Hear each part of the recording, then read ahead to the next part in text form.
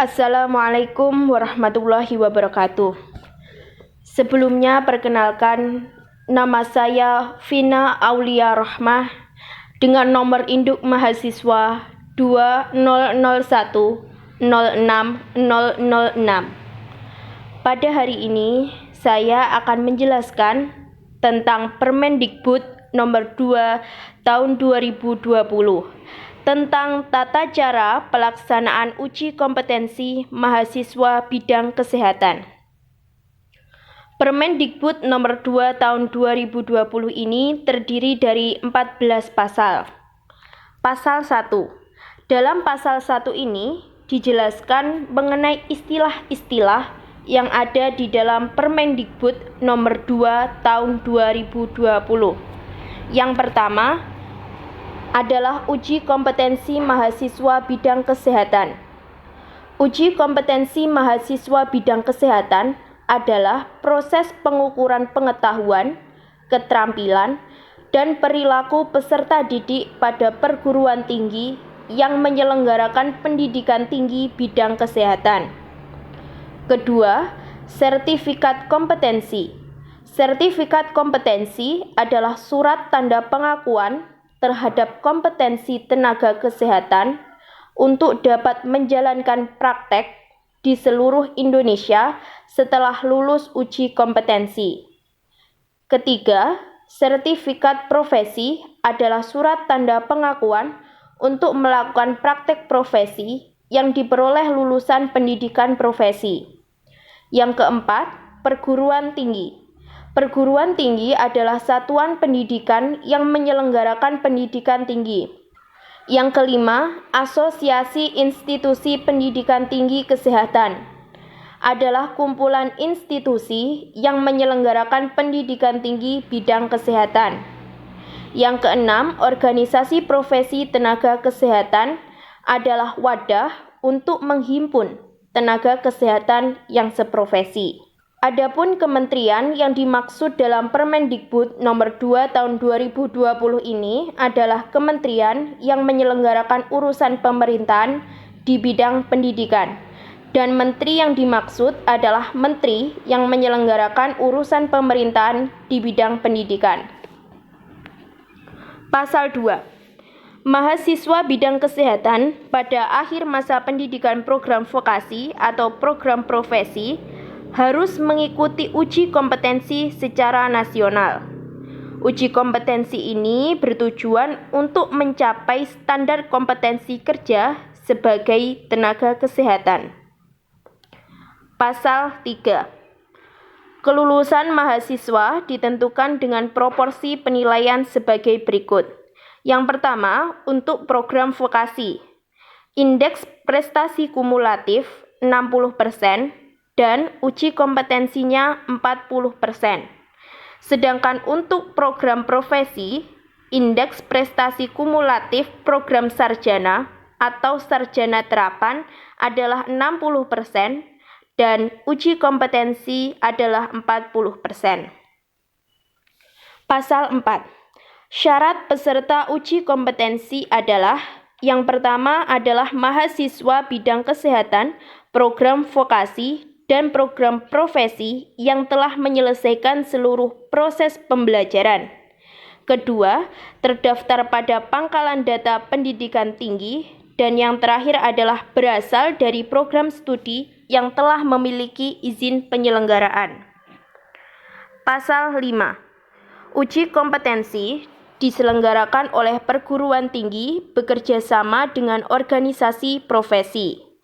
Selain bekerja sama dengan organisasi profesi, uji kompetensi juga dapat diselenggarakan bersama asosiasi atau himpunan institusi pendidikan tinggi kesehatan yang terdiri dari Asosiasi Program Studi Bidang Kesehatan, Asosiasi Politeknik Bidang Kesehatan, dan Asosiasi Perguruan Tinggi Kesehatan.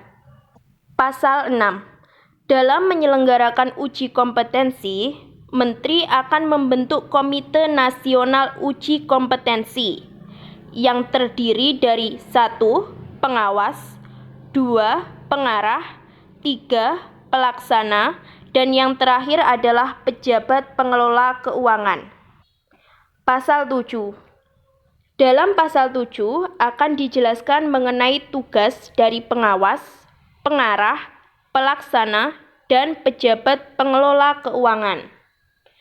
Adapun tugas dari pengawas adalah melakukan pengawasan dan penjaminan mutu implementasi kebijakan uji kompetensi. Tugas dari pengarah adalah memberikan arahan kepada pelaksana untuk meningkatkan kualitas implementasi uji kompetensi, melakukan koordinasi dengan pihak terkait untuk menjamin mutu pelaksanaan uji kompetensi, dan mengambil keputusan strategis terkait pelaksanaan uji kompetensi.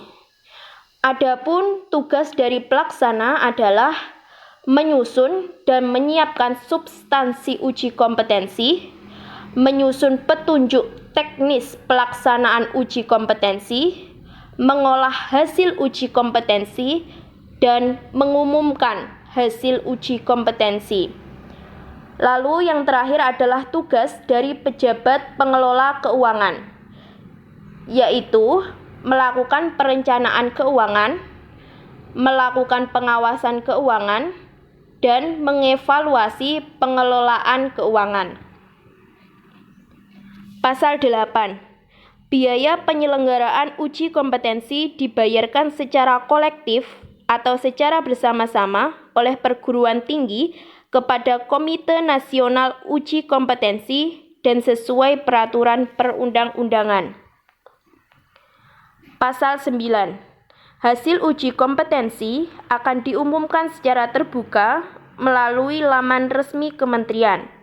Kemudian, hasil uji kompetensi ini akan dikirim ke perguruan tinggi untuk penerbitan sertifikat. Pasal 10. Bagi peserta yang lulus uji kompetensi, berhak memperoleh sertifikat. Adapun jenis sertifikat ada dua, yakni sertifikat kompetensi untuk peserta yang berasal dari program vokasi dan sertifikat profesi untuk peserta yang berasal dari program profesi. Pasal 11.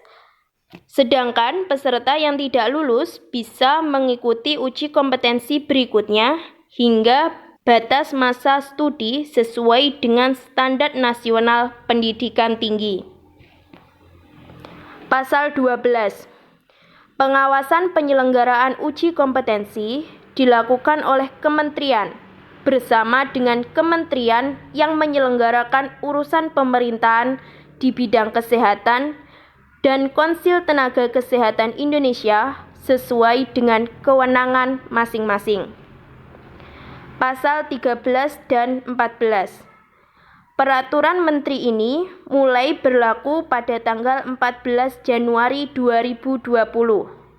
Pada saat peraturan Menteri ini berlaku, semua peraturan perundang-undangan yang mengatur mengenai tata cara pelaksanaan uji kompetensi mahasiswa bidang kesehatan dicabut dan dinyatakan tidak berlaku.